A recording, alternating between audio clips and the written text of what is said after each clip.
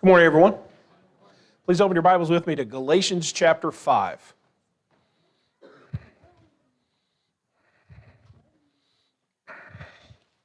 Galatians chapter 5.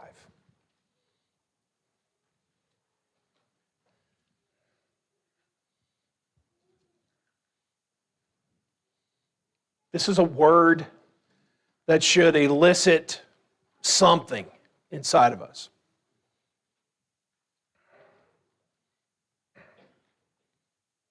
Let's read beginning in Galatians chapter 5, starting in verse 16.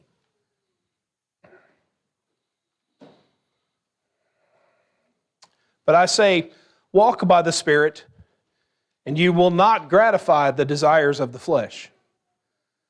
For the desires of the flesh are against the Spirit, and the desires of the Spirit are against the flesh, for these are opposed to each other, to keep you from doing the things you want to do.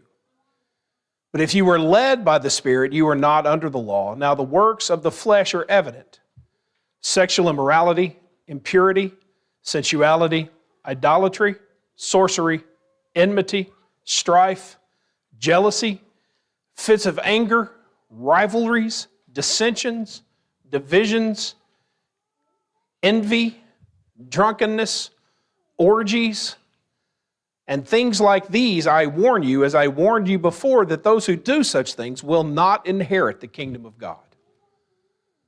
But the fruit of the Spirit is love, joy, peace, patience, kindness, goodness, faithfulness, gentleness, self-control.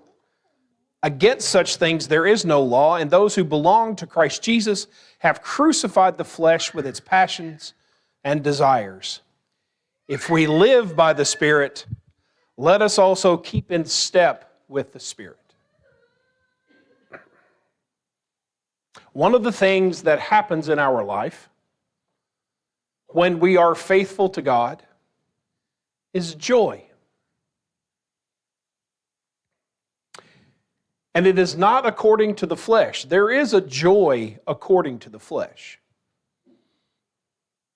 For far too long in my adult life, during this time of year, I attached my happiness and joy to whether 18 and 19-year-old kids could play basketball well enough to where they would be victorious. Because we all know winning,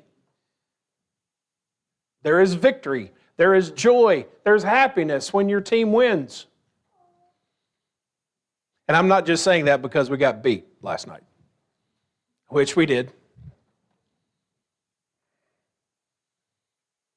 I would like to think that all of us could mature beyond the idea of the only time we have joy is when all of our physical wants are met.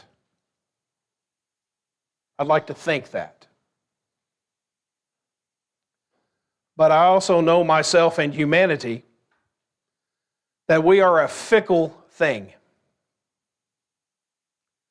We like what we like, and when we have it, we may have joy for a moment, but it doesn't last. It's almost as if God were saying, don't attach all of these spiritual blessings to physical things.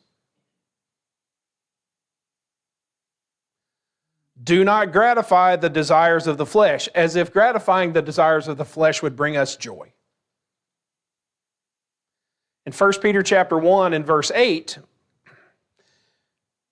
and we're going to spend a lot of time in 1 Peter this morning. It's not going to be the whole time, but there's a lot of time we're going to be spending in 1 Peter this morning. In this one verse, in 1 Peter chapter 1 and verse 8, Peter says, though you have not seen him, you love him. Though you do not now see him, you believe in him and rejoice with joy that is inexpressible and filled with glory. And my question this morning, to start off with, what are the things that are keeping us from joy in Jesus?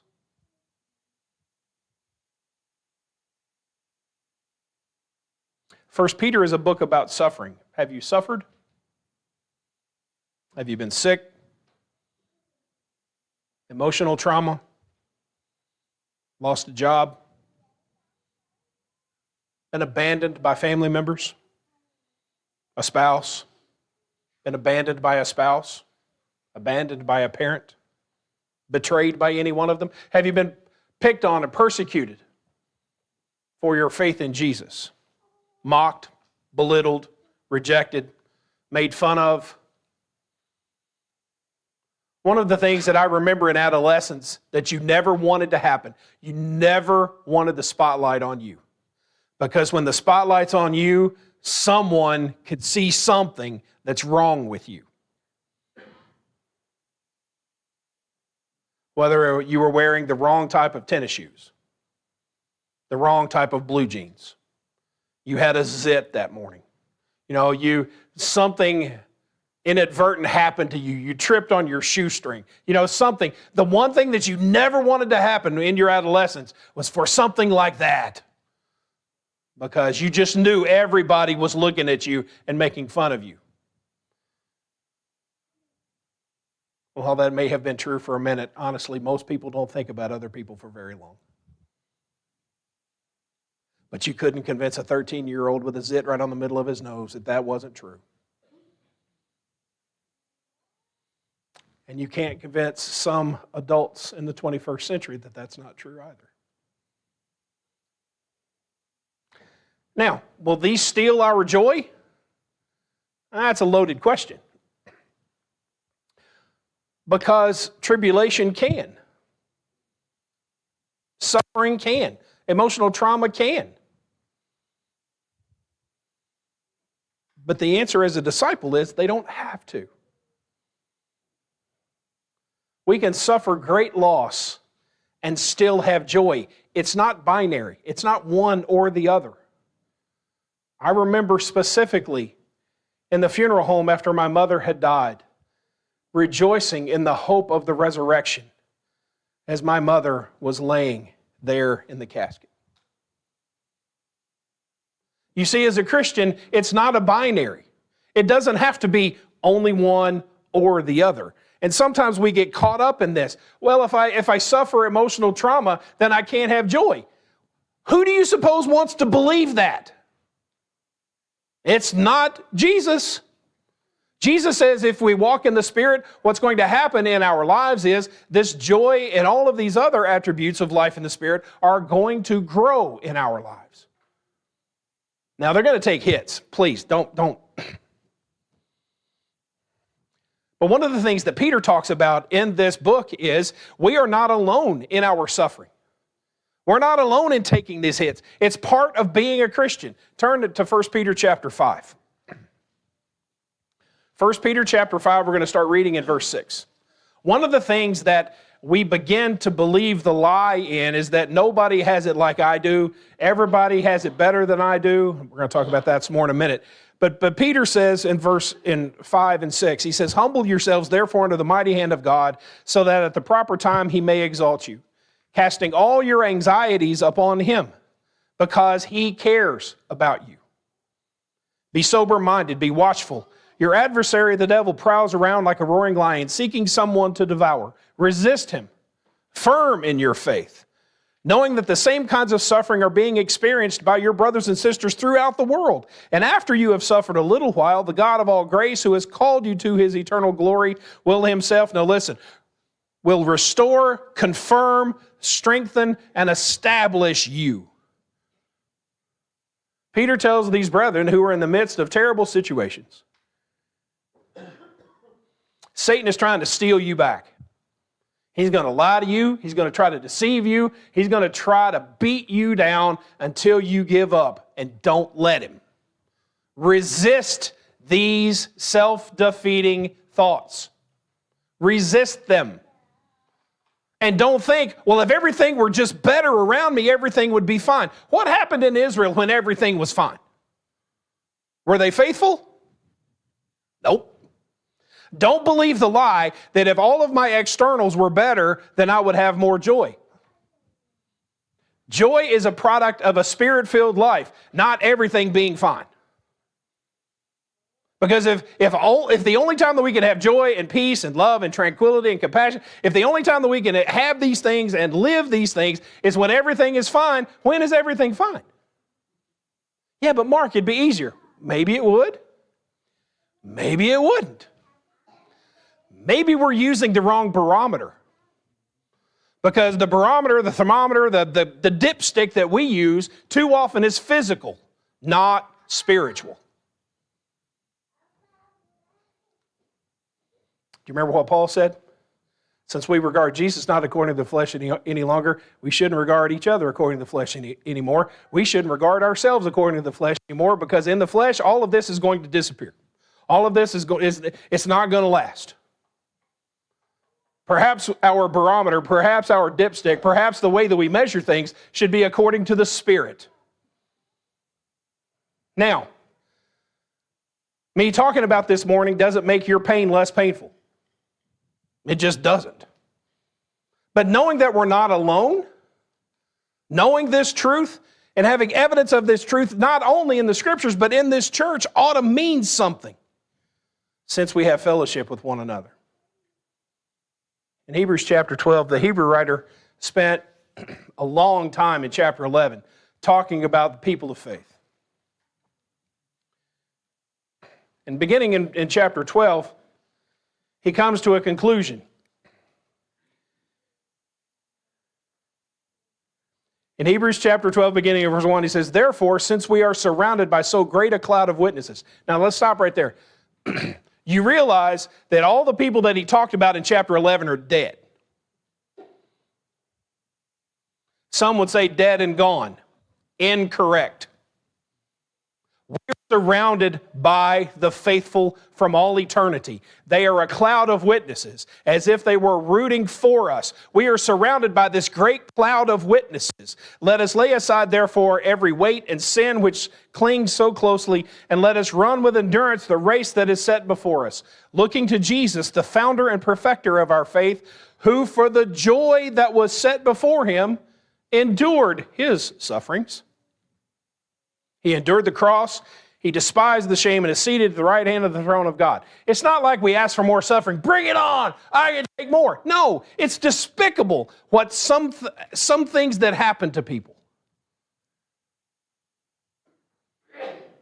Some of the situations that we know of people that we know or people that we see, and then some of the ways that people live is awful. But that doesn't mean that there's no joy. The great cloud of witnesses endured a great number of things. Don't believe the lie that because you are suffering, you are alone. Don't believe the lie that even if your suffering is self-inflicted, that you are not worthy of the grace and the forgiveness and the joy that comes in God. Let's talk about a few other self-inflicted joy stealers. Comparison. Other people have it better than I do. You're right. Does that steal your joy? It shouldn't. Did the 2-talent man get all in a huff because the 5-talent man got 2.5 times more than he did? No. And he shouldn't have. Quit comparing your life to other people's lives as if you had somebody else's life, your life would be better. You don't know what people go through. That's why we're not supposed to judge other people. We have no idea what's going on in somebody else's mind and life. That's why we need to be careful saying things like, well, if they had to live my life, they'd know what I was going through. Maybe they would. Quit being selfish. And then there's the perfectionists. I'm never going to be good enough. It's never going to be good enough. And then there are those who are affected with busyness. I can't do this because of the chaos in my life. There's too much going on. I'm just too busy. I can't do this and everything else that I'm supposed to do. Seek the Lord first is the key to busyness. The key to busyness is not getting all of your ducks in a row and then giving the excess of our leftover time to God. That's not how, that is one sure way to just zap all of the joy out of life. That we make sure all of our physical things are in order, and then, if we have any leftover time, maybe on Sunday, maybe not, then we'll give some time to the Lord. That is a recipe for a miserable existence. And then there are folks who just refuse to see any joy at all. They're thankless. There's no gratitude. They can't appreciate even the blessings that are right in front of them in Jesus. These self-inflicted wounds are joy stealers. And all of us have to, when these thoughts come into our mind, we have to self-preach and go, stop it, Mark. Fill in your name in the blank there. You don't have to say Mark when. But these ideas, we can't let them set root in our brain.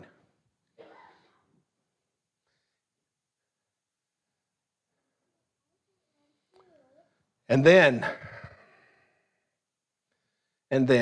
some of us mistakenly think that faithfulness to God is holding it all together. Turn with me to Matthew chapter 11.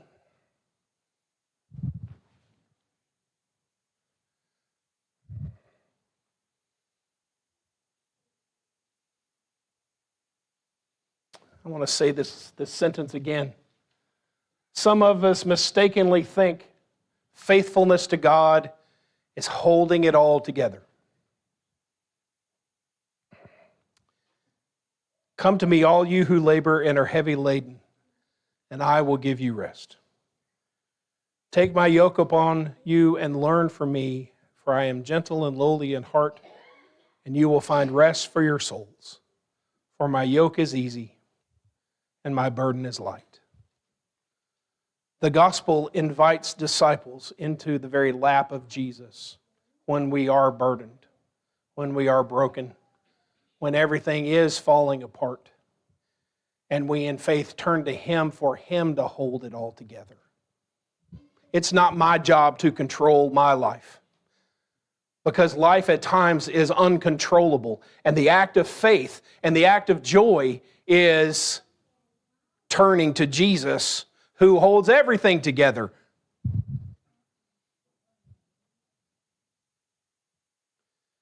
You remember as a child, and I've used this example before, my mom was a hugger.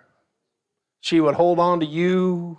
And those hugs were meant to give comfort, not just to express love, but comfort.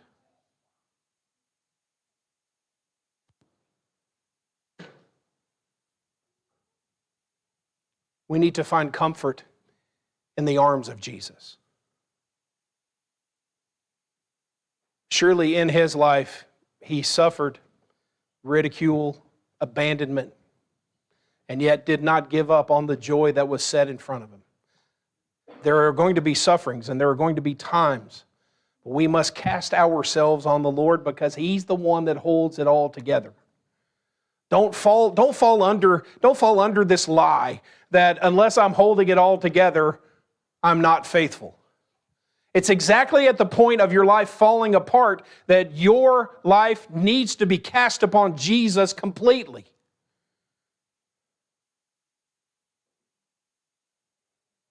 That is an act of faith.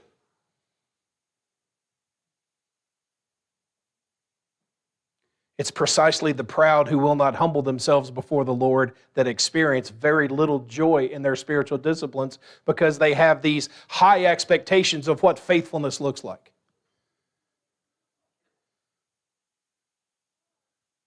Sometimes the best we can do is to be tough enough to turn our desires away from physical earthly things and to spiritual things and have the toughness to say, I need Jesus. He's the only one that can help. That may be tough to hear from your spouse. That may be tough to hear from your children. And then the very thing might be true that your spouse or your children or your brothers or your sisters may be the very ones that Jesus has sent to offer you a cup of cold water, to give you a hug, to pray for you and me so that we can have some joy in this life when everything seems sour. Victory doesn't come to lazy, self-absorbed defeatists. Victory and joy come to the willing and the obedient and the faithful and the humble, to those who are willing to acknowledge their reliance on God. Peter's a great study. Nearly 25 times in the 5 chapters, he deals with sufferings and trials. I wonder why. Because one of the things that we can crop up in our lives is we can come up with all of these expectations. Well, I shouldn't have anxieties. Really? Just because that one song says it doesn't mean it's true. There are times of doubt, there are times of anxieties, and there are times and issues. And one of the things that we must understand when we don't cast ourselves on Him in faith, when we hold ourselves back and say, well, I ought to be strong enough to deal with this. How do you expect we ever get over sin? It's not by the strength of our will alone. That is a laziness and an arrogance. And then we'll never know any joy whatsoever. Because we're never going to be good enough by ourselves.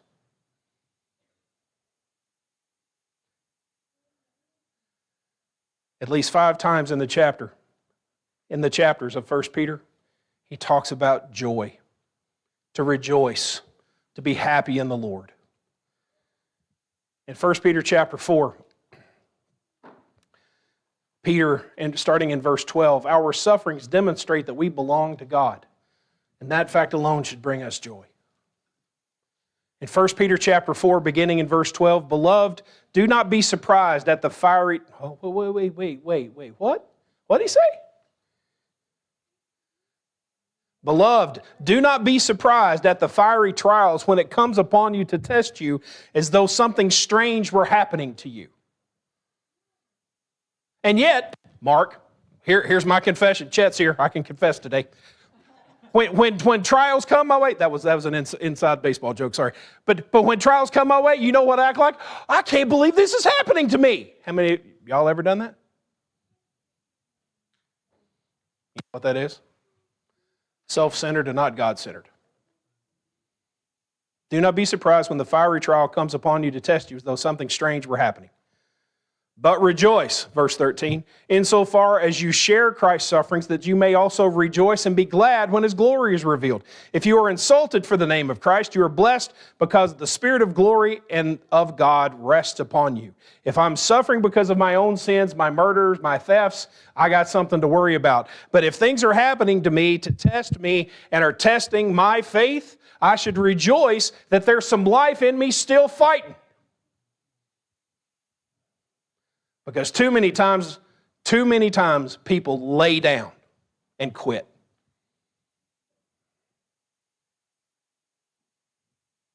Don't. Suffering as a Christian means that I can glorify God. Now that's going to take some faith to understand.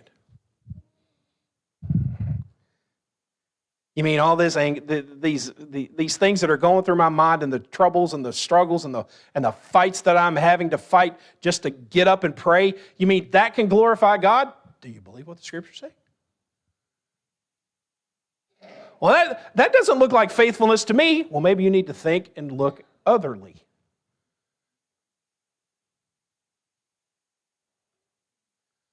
Our suffering increases the genuineness of our faith and glorifies God, and that ought to bring joy to us. In 1 Peter chapter 1, verses 6 and 7, in this, I'm sorry, I didn't give you time to turn. 1 Peter chapter 1. I cheat because I print all my scriptures out on my outline. That's why I can just do it right like that. And also because I have trouble reading. Never mind that.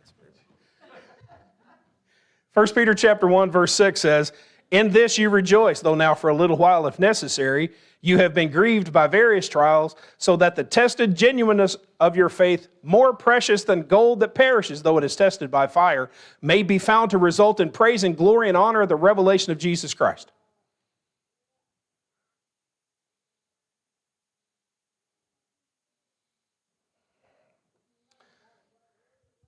I don't want it to be hard. God says, get over it. It's going to be hard. It's going to be hard to face the boundaries that I set for you, but my boundaries for you, he would say, are better than the boundaries that you set for yourself, because the boundaries I set for myself and you set for yourself have not led us to righteousness and holiness. He says, rejoice when things are bad. So brothers and sisters, if we don't, are we walking in the Spirit?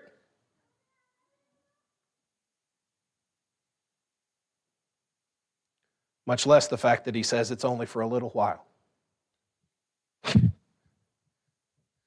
A cynic would say, said no one ever. Do we believe the Scriptures or not?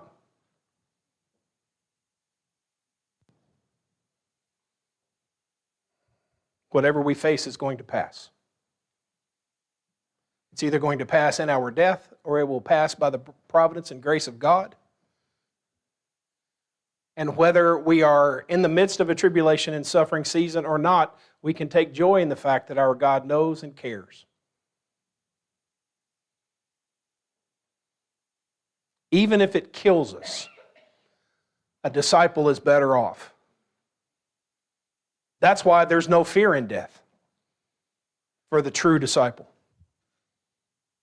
And what Peter says in 1 Peter chapter 2 is that we're following Jesus' example. That should bring us joy.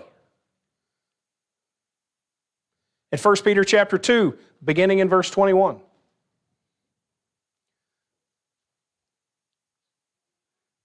Still pages turning. That's good. For to this you have been called, because Christ also suffered for you, leaving you an example so that you might follow in his steps. He committed no sin, neither deceit was found in his mouth. When he was reviled, he did not revile in return. When he suffered, he did not threaten, but continued entrusting himself to the one who judges justly. What Satan means to be a weapon to destroy us in our sufferings and problems, Jesus uses as a tool to refine us and to keep us in the path, to give us lasting strength. And in that lasting strength, there is joy there.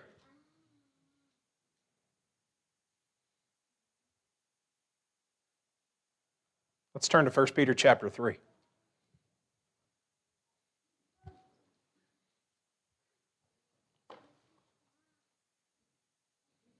Peter sounds a little bit like Paul here when he asked this rhetorical question.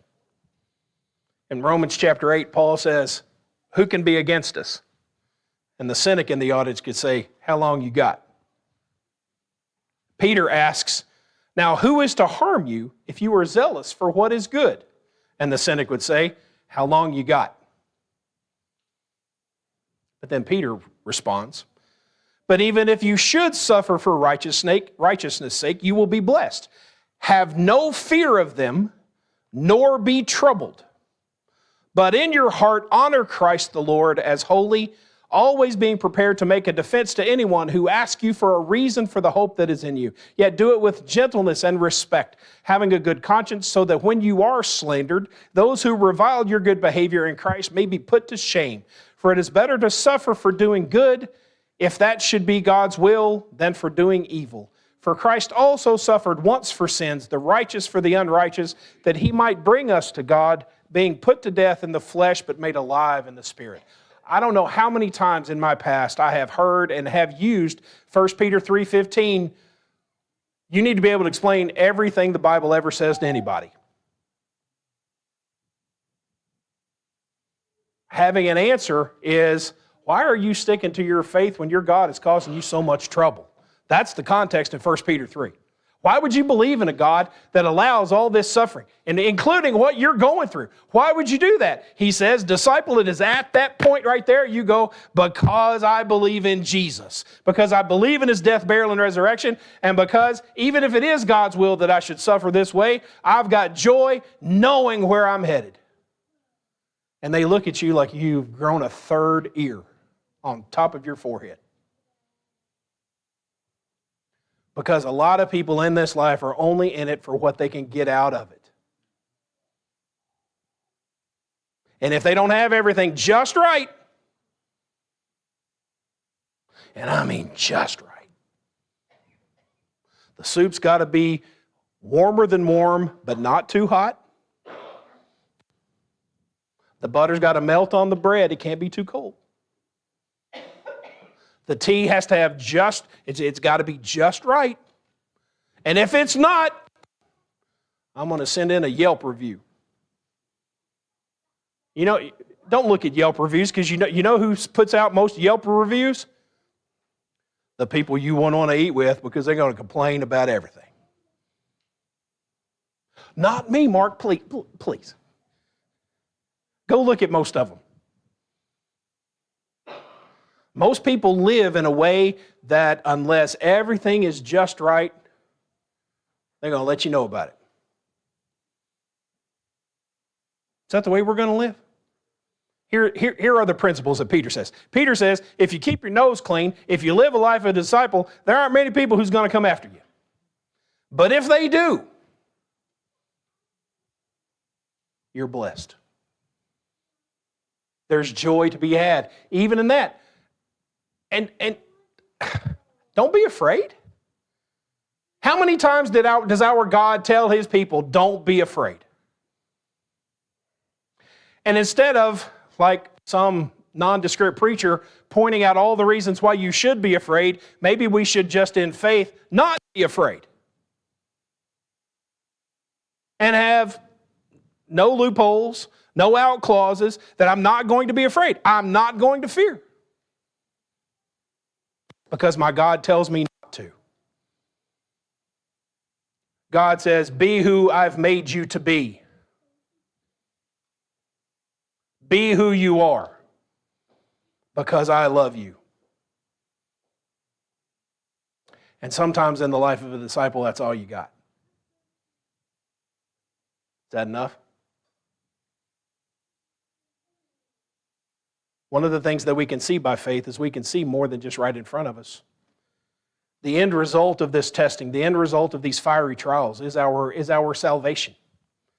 And that ought to bring joy to our hearts. If we suffer with Christ, we'll be glorified like him and with him. We can have real joy even in the midst of suffering because we know where that leads. And after you've suffered a little while, the God of all grace, who has called you to his eternal glory, will himself restore, confirm, strengthen, and establish you.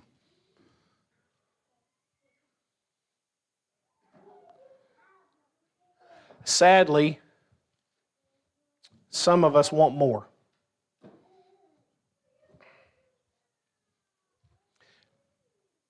To the churches in Asia in Revelation chapters 2 and 3,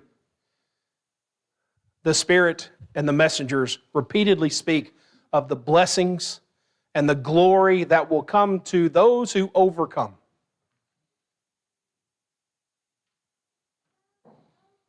Overcoming doesn't always look like your team winning.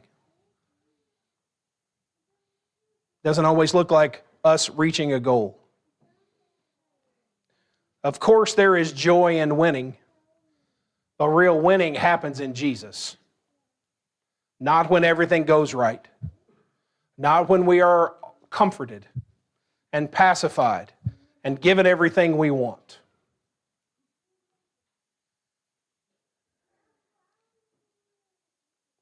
It seems like one of the things that can happen to disciples is that they are satisfied with existing,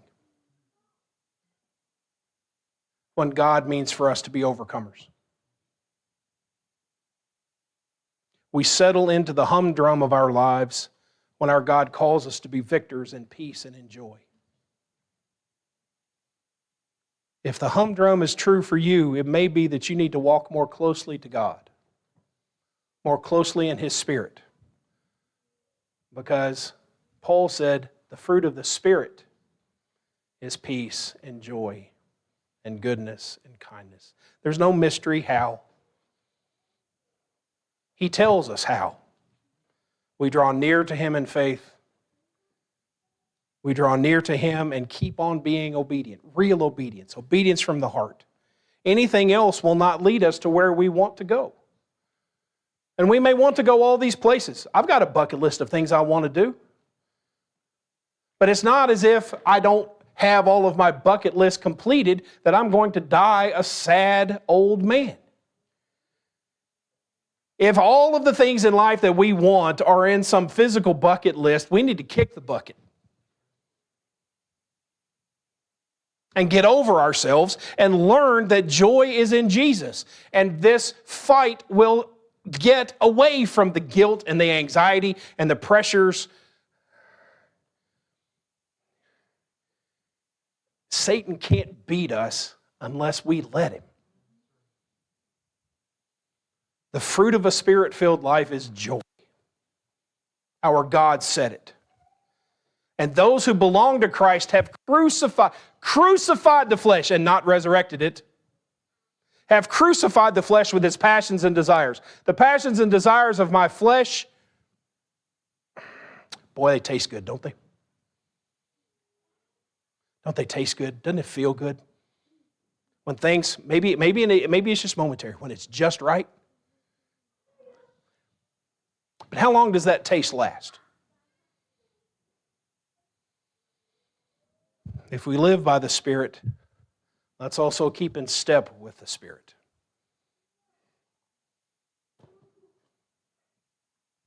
Then there will be joy.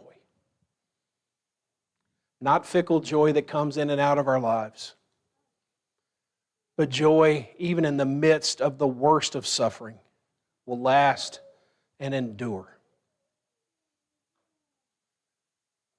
To the point that when it's time to meet our God, we won't have to meet Him in a craven fear.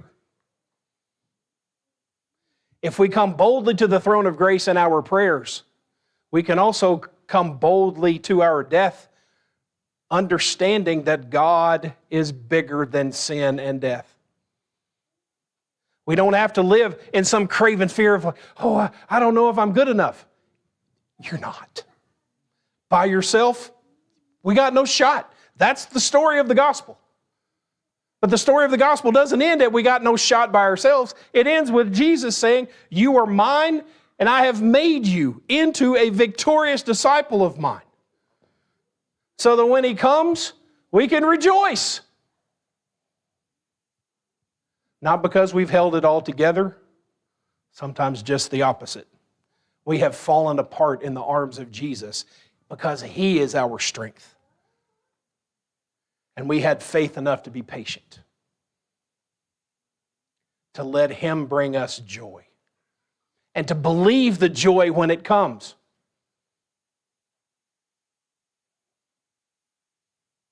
If there's no joy in your life right now,